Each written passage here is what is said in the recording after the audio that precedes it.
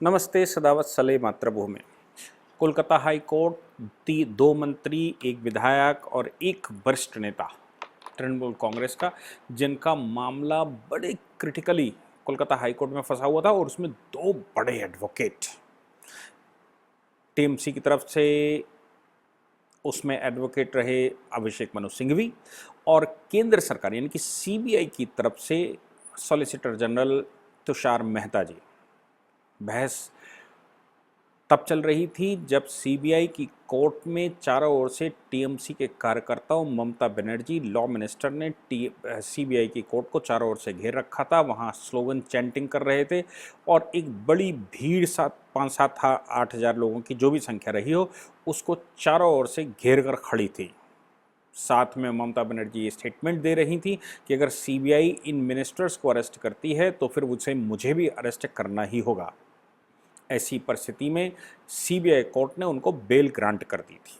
उस बेल के खिलाफ सीबीआई रातों रात हाई कोर्ट गई। हाई कोर्ट ने उसी दिन लेट नाइट लगभग 10:30 पौने 11 बजे बेल डिसमिस कर दी और इसको एक हॉरिबल सिचुएशन माना। उसके बाद 2 दिन के बाद उसको रेगुलर हियरिंग पर लगाया गया कि बेल की सुनवाई की जाएगी। तो बेल की सुनवाई जब रेगुलर हियरिंग पर लगी तो अभिषेक मनु सिंघवी टीएमसी की तरफ से उपस्थित हुए और दूसरी तरफ से उपस्थित हुए तुषार मेहता जी। अभिषेक मनु सिंघवी के मामले में आप जानते ही होंगे कि वो कांग्रेस के एक वरिष्ठ नेता हैं और कांग्रेस के लगभग सभी मामलों में 2 एडवोकेट जो प्रेजेंट होते हैं उनमें एक अभिषेक मनु सिंघवी और दूसरे कपिल सिब्बल रहते हैं। चाहे वो किसी भी प्रकार का मोदी सरकार या केंद्र की सरकार का विरोध करने का मामला हो तो ये 2 एडवोकेट उसमें रहते हैं। पता नहीं फीस लेते हैं या कांग्रेस की ही सेवा की वजह से रहते हैं, ये उनका अपना व्यक्तिगत मामला है, इस पर किसी प्रकार का कोई कमेंट नहीं किया जा सकता। लेकिन बहस, मैंने उस दिन भी पूरी डिस्कशन बताया था, बहस ज़ोरदार हुई और acting chief justice mister Rajesh Bindal, honourable justice Bindal ने लगातार कहा था कि जिस समय आपने चारों ओर से घेर के रखा हो तो ऐसी परिस्थिति में सीबीआई के द्वारा बेल देना एक स्वाभाविक है। ये लॉ एंड ऑर्डर की बात नहीं है, ये जस्टिस नहीं है, ये भीड़ तंत्र है और भीड़ तंत्र में बेल इस प्रकार से ली जा सकती है और ये मामला ठीक नहीं है, ये एक्स्ट्राऑर्डिनरी सर्कमस्टांसेस है, इसलिए इसमें संज्ञान लेना चाहिए। मैंने उस दिन भी आपसे कहा था कि अगर वो सीबीआई कोर्ट में जैसे घेर कर खड़ी हुई वैसे वो अगर हाई कोर्ट में जाती तो high court court of record होता है और वो सीधा उस पर एक्शन लेने का अधिकार रखता है, कंटेम्प्ट ऑफ कोर्ट माना जाता है। कोर्ट की कार्रवाई में बाधा पहुंचाना, कोर्ट को प्रेशराइज करना, कोर्ट के ऊपर प्रेशर बनाना, ये सभी कंटेम्प्ट ऑफ कोर्ट की कैटेगरी में आते हैं और मैंने उस दिन कहा था कि ममता बनर्जी की गिरफ्तारी हो सकती है। ममता बनर्जी समझदार निकली और वो हाई कोर्ट नहीं गई। मुझे लगता है कि जब अभिषेक मनु सिंघवी जैसे बड़े बड़े एडवोकेट्स को उन्होंने एक्सेस किया होगा तो उन्होंने कहा होगा कि हाई कोर्ट गुस्से में है और हाई कोर्ट के पास कंटेम्प्ट ऑफ कोर्ट की डायरेक्ट पावर होती है, इसलिए हाई कोर्ट उन पर सीधा एक्शन ले सकता है और वो समस्याओं में आ सकती है। लेकिन उस बहस में पूरे दिन बहस चली, सुबह 10 बजे से रात शाम के 5-5:30 बजे तक, लेकिन उसमें कोई परिणाम नहीं निकला। तो दूसरे दिन हेयरिंग उसकी होनी थी। दूसरे दिन हेयरिंग में जब परिणाम निकला तो उसमें ये कहा गया कि एक्स्ट्रा ऑर्डिनरी सर्कमस्टांसेस होने की वजह से आज की हेयरिंग पोस्टपोन की जाती है। बात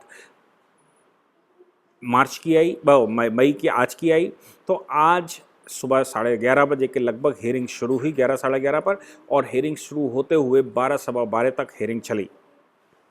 सबसे पहले दोनों तरफ के एडवोकेट्स ने कॉन्डोलेंस दिया क्योंकि ऑनरेबल जस्टिस राजेश बिंदल, जो चीफ जस्टिस हैं वहाँ के, राजेश बिंदल जी की मदर इन लॉ की डेथ हो गई थी, इसलिए कॉन्डोलेंस करते हुए कार्रवाई आगे बढ़ी। सुनवाई होती रही। उसी बीच में 10 मिनट का एक ब्रेक जजेस ने लिया, आपस में शायद मंत्रणा की और मंत्रणा के बाद की इंतरिम बेल दी जाए कि नहीं दे।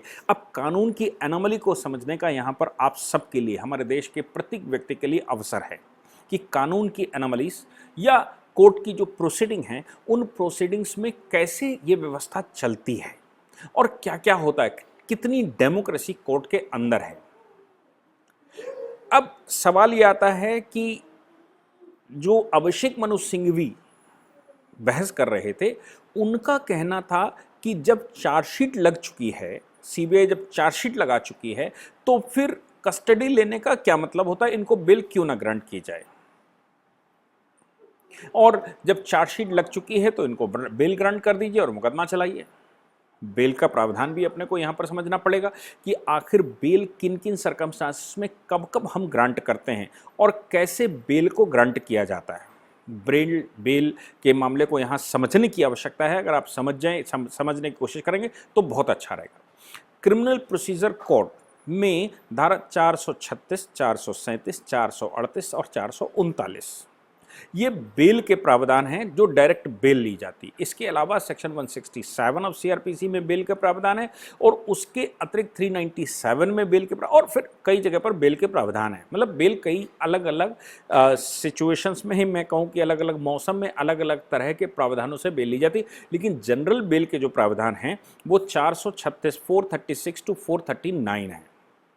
इन प्रावधानों में बेलेबल जो होती है उसको छोड़ दीजिए, ये नॉन बेलेबल मामला है क्योंकि सीबीआई के पास मामला है। और एंटी करप्शन का मामला, प्रिवेंशन ऑफ करप्शन एक्ट में जो भी मामला रहता है वो नॉन बेलेबल रहता है। तो प्रिवेंशन ऑफ करप्शन का मामला है Narada video recording, Narada sting operation का मामला है, जिसमें सीधे पैसे लेते हुए कुछ लोगों की एक स्टिंग बनाई गई और उस स्टिंग का फॉरेंसिक करने के बाद ये पता लगा कि नहीं, ये वाकई में ट्रू वीडियो है। तो इन लोगों के खिलाफ मुकदमा होना स्वाभाविक था। और इनमें से बहुत सारे लोग शारदा चिट फंड में भी शामिल हैं। तो ये कुछ कुल मिलाकर जो ये मामला है, इसमें बेल का मामला आता है। तो बेल, एक तो हम इन्वेस्टिगेशन के दौरान बेल मांगते हैं। इन्वेस्टिगेशन के दौरान अगर हम इंतरिम बेल भी मांगते हैं तो बेल हम मांगते हैं, कोर्ट से कहते हैं कि साहब इसको बेल दे दीजिए, हम इन्वेस्टिगेशन में कॉपरेट करेंगे। इन्वेस्टिगेशन अगर एक पार्टिकुलर टाइम पर 167 में कवर नहीं होती या कंप्लीट नहीं होती तो फिर 45 दिन या 60 दिन की जो केसेस हैं वो 60 दिन और 90 दिन, 60 दिन और 90 दिन हम कहते हैं कि अगर कोई माइनर केस है तो फिर 60 दिन के अंदर इन्वेस्टिगेशन की रिपोर्ट आ जानी चाहिए, और कोई मेजर केस है तो 90 दिन के अंदर इन्वेस्टिगेशन की रिपोर्ट आ जानी चाहिए। मेजर केस से मतलब है जिसमें 10 साल से ऊपर की सजा है, और या फिर वो ऑलरेडी किसी दूसरे प्रावधान से ऐसा कहा गया हो। तो इस मामले में 90 दिन के अंदर या 60 दिन के अंदर चार्जशीट आ जानी चाहिए। अगर इतने समय में चार्जशीट सबमिट नहीं होती तो एक्यूज्ड को बेल एक राइट की तरह हो जाता है और उसको राइट मिल जाता है और उसको बेल ग्रांट करनी पड़ती है। एक तो ये प्रावधान है। लेकिन जब चार्जशीट जमा हो चुकी हो और एक्यूज्ड को इन्वेस्टिगेटिंग एजेंसी ने ये प्रूफ कर दिया हो या ये उसने अपनी चार्जशीट में लगाया कि ये लोग अपराधी हैं, इनको जेल जाना चाहिए, ऐसी परिस्थिति में ट्रायल चलेगा। और ट्रायल चलने के दौरान भी पार्टी बेल मांग सकती हैं, कोर्ट से बेल मांगेंगी और कोर्ट से कहेंगी कि हमको बेल दे दीजिए, हम ट्रायल फेस करेंगे। ये मामला कुछ ऐसा ही है जिसमें चार्जशीट सबमिट हो चुकी है और सीबीआई की कोर्ट में मामला ट्रायल शुरू होना था। सीबीआई कोर्ट में इन्होंने जब ट्रायल शुरू होना था तो चार्जशीट लगाते समय इन लोगों को गिरफ्तार करके कोर्ट के सामने प्रेजेंट किया गया। कोर्ट के सामने प्रेजेंट करते समय चार्जशीट लगाने के बाद ये ममता बनर्जी का ड्रामा शुरू हुआ। इस ड्रामे में ये कहा गया सरकार के द्वारा या सीबीआई के द्वारा कि कोर्ट प्रेशर में आ गई और ये जो बेल मांगी गई ये गलत तरीके से मांगी गई, कोर्ट को प्रेशर में लेकर मांगी गई, कोर्ट में प्रेशर में लेकर बेल मांगी गई, इसलिए कोर्ट ने बेल ग्रांट कर दी। अब ये जो बेल है वो आफ्टर अरेस्ट एंड वो आफ्टर सबमिशन ऑफ चार्जशीट है। इस बेल में इन्होंने कहा, जो हाई कोर्ट ने डिसमिस किया, उसके बाद अभिषेक मनु सिंघवी या ममता बनर्जी या मिनिस्टर्स का कहना यह है कि हमको इंतरिम बेल ग्रांट कर दी जाए। इसमें भी एक अनामली है कि हमको इंतरिम बेल ग्रांट कर दी जाए और इंतरिम बेल ग्रांट करके आप सुनवाई करते रहिए। इंतरिम बेल के इस केस में ये सुनवाई 3 दिन से चल रही थी। देखिए, मैं फिर से कहता हूँ, चार्जशीट सबमिट होने से पहले ड्यूरिंग द इन्वेस्टिगेशन बेल अलग है और आफ्टर इन्वेस्टिगेशन बेल अलग है। यानी कि ड्यूरिंग द इन्वेस्टिगेशन बेल हम इन्वेस्टिगेशन से के साथ कॉपरेट करेंगे, और आफ्टर इन्वेस्टिगेशन बेल का मतलब होता है कि जो ट्रायल है हम ट्रायल में कॉपरेट करेंगे और हम कोर्ट को ये लगता है कि नहीं, चार्जेस इतने हैवी नहीं हैं और इनको बेल ग्रांट की जा सकती है और सुनवाई की जा सकती है। लेकिन अगर चार्जेस गंभीर होते हैं और कोर्ट इस बात को संज्ञान में लेते हुए उसको लगता है कि नहीं, इस मामले में बेल ग्रांट नहीं करनी चाहिए, जो जो जो एविडेंसेस हैं, एविडेंसेस को हड़काया धमकाया जा सकता है, कोर्ट के अंदर कार्रवाइयाँ गलत हो सकती हैं और इनको तो जेल जाना ही है, इसलिए इनको अपने साथ रखते हैं ट्रायल के दौरान। तो ये जो मामला था वो ट्रायल के दौरान का मामला था, चार्जशीट सबमिट होने के बाद। तो इन्होंने इंतरिम बेल मांगी। इंतरिम बेल में दोनों जजेस ने इनकी पूरी बात सुनी। अभिषेक मनु सिंघवी का बार बार ये कहना था कि जब जब जब चार्जशीट सबमिट हो चुकी है तो फिर आप मुझे बता दीजिए कि इनको जेल में रखने का क्या मतलब है। शायद वो आर्गुमेंट तो ठीक अपने हिसाब से कर ही रहे होंगे, लेकिन हिंदुस्तान के अंदर अभी 50% क्रिमिनल ऐसे आपको मिल जाएंगे जो ट्रायल के दौरान जेल में हैं। ट्रायल के दौरान जेल में है का मतलब है कि इन्वेस्टिगेशन कंप्लीट हो चुका है, चार्जशीट फाइल हो चुकी है, ट्रायल चल रहा है और ट्रायल के दौरान वे जेल में हैं।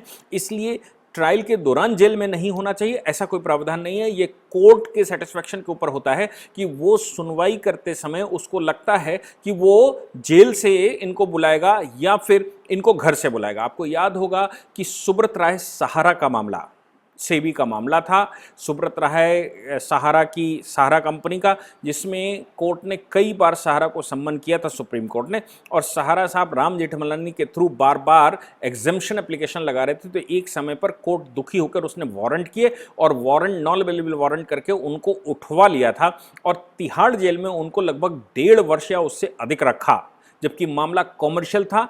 कॉमर्शियल मामले में भी कोर्ट को लगता है कि हमारी प्रोसीडिंग आसानी से तब चलेगी जब ये मेरे पास रहेंगे, इनको हम अपने पास कस्टडी में रखते हैं, क्योंकि ये अगर बाहर रहेंगे तो हर बार इनकी एग्जेम्पशन एप्लीकेशन आती रहेगी और केस लंबा लंबा खिंचता रहेगा और केस हम कंक्लूड नहीं कर पाएंगे। इस मामले में भी हाई कोर्ट में जो कोर्ट है, कोर्ट ने बेल तो ग्रांट कर दी, हाई कोर्ट ने उसको डिसमिस कर दिया और डिसमिस करते हुए हाई कोर्ट का मानना था कि ये एक्स्ट्राऑर्डिनरी सर्कमस्टांस में दी गई बेल है। इन्होंने इंतरिम बेल मांगी। तो मैं नहीं समझ पाया, इनके आर्गूमेंट जब चल रहे हैं ये इस बात के चल रहे हैं कि साहब ये चार्जशीट जमा हो चुकी, अब क्यों बेल नहीं दी जा सकती। तो फिर ऐसी परिस्थिति में इंतरिम बेल मांगने का क्या मतलब है। ऐसी परिस्थिति में तो रेगुलर बेल मांगी जानी चाहिए।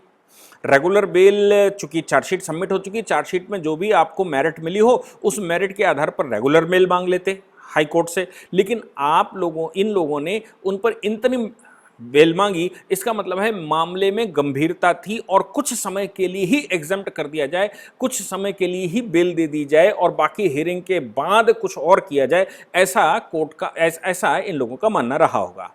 इस मामले में कोर्ट ने इंतरिम बेल की, मतलब रेगुलर बेल न लगाकर इंतरिम बेल लगाएगी, उसकी सुनवाई कर रहे थे। अब 2 जजों की बेंच जब बैठती है और मामला डिफर जाता है तो उसको समझने की कोशिश करते हैं। Honourable justice Bindal, honourable chief justice of Kolkata high court Rajesh Bindal ji, वो इस बात से सहमत नहीं थे कि बेल देनी चाहिए, यानी कि वो तुषार मेहता जी के आर्गुमेंट से सहमत थे कि इन लोगों को, चूंकि इतने सीरियस करप्शन के मामले हैं और प्रिवेंशन ऑफ करप्शन एक्ट में चार्जशीट इनके खिलाफ सबमिट हो चुकी है, प्रिवेंशन ऑफ करप्शन के मामलों में किसी भी प्रकार के एक सुप्रीम कोर्ट की ऐसी रूलिंगें हैं जिसमें उन्होंने कहा है इसमें किसी प्रकार की कोई ढील नहीं दी जानी चाहिए। चूंकि ये प्रिवेंशन ऑफ करप्शन का मामला है, ये सामान्य मामला नहीं है, सामान्य लेन देन का भी मामला नहीं है, ये गवर्नमेंट करप्शन का मामला है और इसका प्रभाव पूरे प्रदेश पर पड़ता है। इसलिए इसका मैसेज भी गलत जाएगा अगर इनको बाहर छोड़ दिया गया तो। लेकिन सामने वाले सिंघवी साहब की बात से अभिजीत बनर्जी, ऑनरेबल जस्टिस अभिजीत बनर्जी जो उस बेंच के दूसरे सदस्य हैं, वो उनसे सहमत हैं और वो कहते हैं कि इनको इंतरिम बेल दे देनी चाहिए। अब चूंकि दोनों जजेस के बीच में डिफर आ गया तो दोनों जजेस ने 10 मिनट का एक ब्रेक लिया। ब्रेक के बाद दोनों बैठे। जस्टिस अभिजीत बनर्जी ने कहा कि मैं इनको बेल ग्रांट करता हूं, मतलब उन्होंने जो ऑर्डर लिखा उसमें उन्होंने बेल ग्रांट करने का ऑर्डर लिखा और ऑनरेबल जस्टिस राजेश बिंदल ने उनकी बेल रिजेक्ट करने का ऑर्डर लिखा और ये कहा कि इनको इंतरिम बेल नहीं दी जा सकती। अब जब 2 जजेस की बेंच में ऐसा हो गया तो अब इसका सलूशन क्या हो। इसके सलूशन के रूप में बात सामने नहीं निकल कर आई कि इसका सलूशन क्या इनको अरेस्ट किया जाए या इनको बेल दे दी जाए। तो बीच का एक रास्ता कि इनको हाउस अरेस्ट किया जाए। हाउस अरेस्ट से मतलब है कि एपिडेमिक के टाइम पर इनको प्रॉपर जेल में न रखकर इनको अपने अपने हाउस में हाउस अरेस्ट में रखा जाए और उनको स्वतंत्रता न दी जाए जब तक कि ये पूरी हियरिंग न सुन ली जाए, या चूंकि डिफर मामला है इसलिए फाइनल ऑर्डर तो हो नहीं सकता, तो फिर एक बड़ी बेंच में इसको भेजा जाए और बड़ी बेंच इसको डिसाइड करेगी, 3 जजेस की बेंच या 5 जजेस की बेंच, जो भी कोर्ट उसको रेफर करेगा। तो इस पर एक बड़ी बेंच को भेजा जाए। सामान्यतः बेल के मामलों में 3 जजेस की बेंच को भेजा जाता है और 2-1 से जिसके फेवर में चला जाता है तो वो मान लिया जाता है।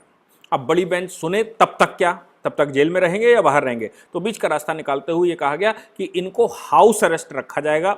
अब अभिषेक मनु सिंघवी जी का ये कहना था कि ये हाउस अरेस्ट जो इनको रखा जाएगा इसमें इनको पूरी फाइल एक्सेस, चूंकि दो मिनिस्टर हैं, विधायक हैं, इसलिए इनको फाइल एक्सेस करने का राइट दिया जाए।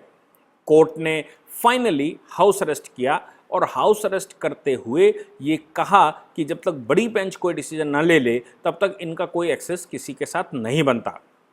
अब ये सुनवाई जब चली रही थी तो अभिषेक मनु सिंघवी अचानक बोले, उन्होंने कहा कि भाई मैं नॉट प्रेस करता हूं इंतरिम बेल के, क्योंकि कोर्ट ने कहा जब बिंदल साहब के सामने ये बात गई कि भाई, तो उन्होंने कहा आप मेरिट पर आ रहे हैं बेल या इंतरिम बेल मांग रहे हैं। अब मेरिट पर बेल और इंतरिम बेल दोनों में फर्क है। इंतरिम बेल उस बात की है कि जो ममता बनर्जी ने चारों ओर से सीबीआई कोर्ट को घेर के रखा था, और जो दूसरी रेगुलर बेल है वो मेरिट पर होती है कि क्या चार्जशीट में ऐसा कोई पॉइंट है, ऐसी कोई ढिलाई है जिसकी वजह से लगता है कि मामला कमजोर है और रेगुलर बेल दे दी जाए।